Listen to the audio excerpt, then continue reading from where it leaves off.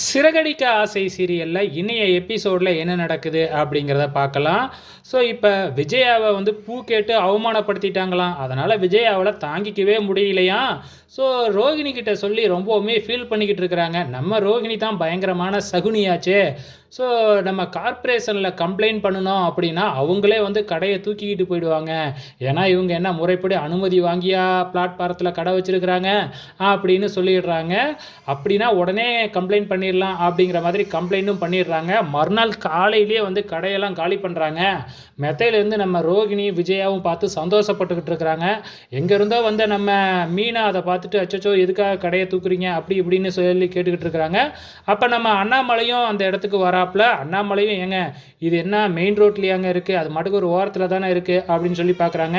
இல்லைங்க எனக்கு கம்ப்ளைண்ட் வந்திருக்கு, நான் கம்ப்ளைண்ட்டுக்கு ஆக்ஷன் எடுக்கலைன்னா எங்கள் மேலே ப்ராப்ளம் ஆகிடும் அப்படின்னு சொல்லி கடையை தூக்கிக்கிட்டு போயிடுறாங்க. இங்கே கடையை காலி பண்ணிட்டு போனதுனால விஜயாவும் ராகினியும் ரொம்பவுமே சந்தோஷப்பட்டுக்கிட்டு இருக்கிறாங்க. ஸோ இப்போ நம்ம முத்து வந்து என்னாச்சு அப்படின்னு சொல்லி விசாரிக்கும் பொழுது நடந்த விஷயத்தை எல்லாமே சொல்கிறாங்க. யார் கம்ப்ளைண்ட் பண்ணியிருக்கா அப்படின்னு தெரியாததுனால வந்து பார்த்திங்கன்னா முத்துவால் எதுவுமே செய்ய முடியல. ஸோ அதே டைமில் வந்து பார்த்திங்கன்னா கொஞ்சம் லைட்டாக முத்துவுக்கு வந்து ராகினி மேலே டவுட் வரதான் ஆரம்பிக்குது. ஸோ கண்டுபிடிப்பாரா கண்டுபிடிக்க மாட்டாரா அப்படிங்கிறது தெரியல, பொறுத்திருந்து பார்க்கலாம்.